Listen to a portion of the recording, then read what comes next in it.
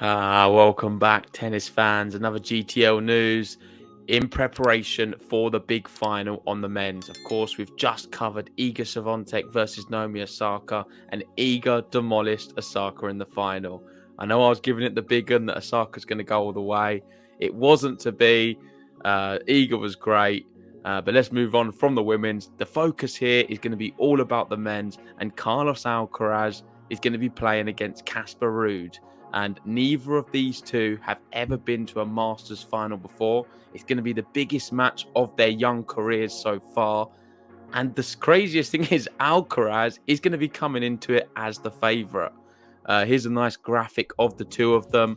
Of course, Alcaraz, the younger of the two, but still the big favourite. And the bookies have this one at 1.36 to Ruud at threes. I think that's a bit harsh on Ruud. Ruud has the experience in finals. He's already won 7 titles. He's won 1 this year as well. Carlos Alcaraz, on the other hand, he's got 2 titles.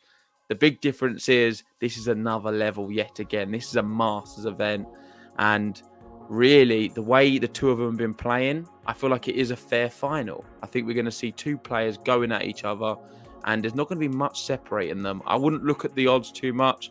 I think Alcaraz maybe marginally deserves a little bit favourite because of what he's been able to do against some of his opponents, most notably Kecmanovic. I thought that was a real standout match. But Ruud, no mug. And I find it quite fitting that Casper Ruud is making his first Masters final when there's so many on clay on the hard courts. He seems to have really turned that around. And where both of these players, you could say, you'd look at them as clay quarters, they're showing their versatility and the fact that they can play on multiple surfaces. Let's look through some of the tweets. I think we've got to start with the fact that Alcaraz, at 18 years old, almost 19, is doing crazy things. I really like this tweet here from Vanch. And this is the youngest first-time Masters finalists. So the youngest is Chang, 1990 in Toronto. Then you've got Nadal in Miami, about 20 days younger than what Alcaraz is in Miami now. So 17 years on, and Carlos Alcaraz is in Miami, another Spaniard, similar to Nadal in that regard. Different playing style completely. But yeah, it's amazing. He's in great company. Look, you can see Gasquet here, Medvedev, and also Sinner. They're the other players who were in their teens, making a Masters final. Another one really sort of signaling how good Carlos Alcaraz really is Carlos Alcaraz reached the final of Miami Open, reaching the 50th win of his career. And here are all the ages of Alcaraz and the big three who have reached 50 victories in their career. So Nadal, he was the youngest, but Alcaraz 3 months behind. I mean, he's like, 4 months in front of Federer, and a good 6 months in front of Djokovic in reaching 50 victories. Everything's looking great for this guy. I mean, there's a lot of people calling for Alcaraz to win a Grand Slam this year. It's going to be tough. We know that. It's definitely not going to be easy. But if he is able to do that, then there's no reason for people to be suggesting that he is going to be the next best thing. Is he going to hit 20 Grand Slams? Quite possibly. It could really happen. I think he generally has the overall game. We don't see any weaknesses yet. And the craziest thing is he's so young and he's not really matured into his body yet and had enough experience of playing different players, but yet he still seems to find a way to win matches and be competing with the very best. So the future is just incredibly bright.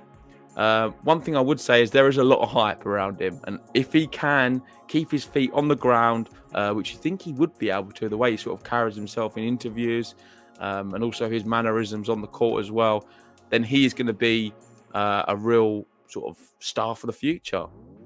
We've got another tweet here, which I wanted to bring up. And this is just sort of signaling the hype around him. You've got the bookies odds for the Roland Garros event this year. So 2022's Roland Garros. And he's now the 3rd favourite to win per the betting websites. You've got Nadal as the favourite, Djokovic 2nd favourite, and Alcaraz is the 3rd favourite to win Roland Garros this year, eclipsing Tsitsipas, who he's recently beat twice now, US Open, and of course in this event. And Tsitsipas got to the final of Roland Garros, but still not enough to eclipse Alcaraz. I mean, it's just mad. I can understand it. He seriously has been putting in the graft, and he's looking like a real world beater at times. Just a little bit on Casper Ruud. This is what he had to say about being in the final. He said, "It's not where I imagine myself playing my first Masters final, but I will take it. I've had 3 tough losses in previous Masters 1000 semi-finals, and I thought today was a good chance to reach my first final." And it certainly was, because he was able to reach his first final, beating Serendolo.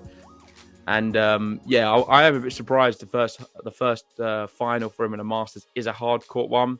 But then I guess looking at last year, he's already shown he can play on all the surfaces. He is very versatile, and his game's getting better and better each month what passes, not even year. He just seems to be always progressing, which is great to see.